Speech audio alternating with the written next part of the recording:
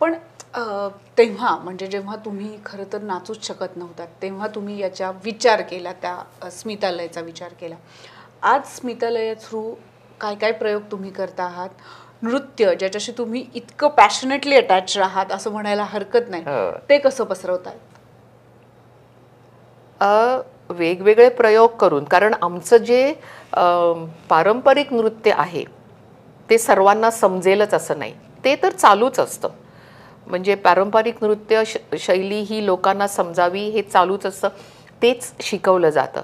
पण त्यातून सुद्धा वेगळं काहीतरी आपलं नृत्य वापरून लोकांसमोर आणावं. तर ही नृत्यशैली वापरून आम्ही एक सावित्री वदते नावाचा खेळ बसवला आहे, ज्याच्यात सावित्रीबाई फुल्यांच्या कविता आणि त्यांनी ज्योतिबांना लिहिलेली पत्र ह्याचा आधार घेऊन एक नृत्यनाटिका बसवली आहे. हो.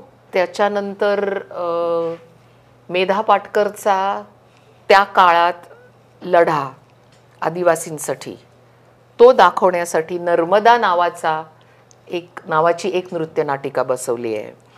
त्याच्यानंतर गणित आणि नृत्य हे एकत्र केलेलं आहे.